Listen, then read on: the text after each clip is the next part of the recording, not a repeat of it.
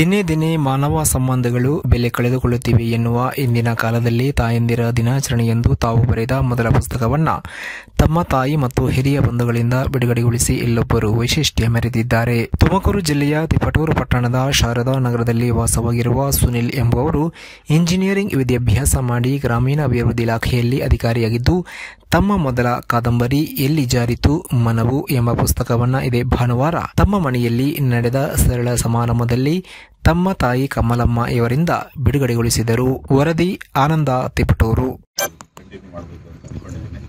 ಅದನ್ನ ಈಗ ಹಿರಿಯರೆಲ್ಲ ಇದ್ದಾರೆ ನಮ್ಮ ಮನೆಯಲ್ಲಿ, ಅವ್ರ ಮತ್ತು ಫ್ರೆಂಡ್ಸ್ ಜೊತೆಗೆ ಎಲ್ಲ ಜೊತೆಗೆ ನಾನು ಇವತ್ತು ಉದ್ಘಾಟನೆ ಮಾಡಬೇಕು ಅಂತ ಎಲ್ಲರೂ ಕೇಳ್ಬೇಕು. Thank you.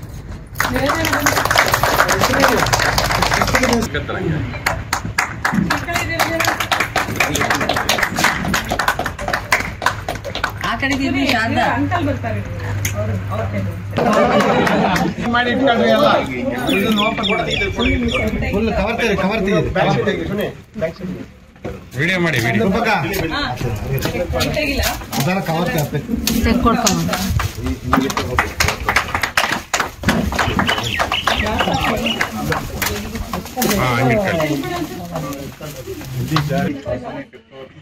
ಎಲ್ಲರಿಗೂ ಒಂದೊಂದು ಕೊಡ್ರಿ.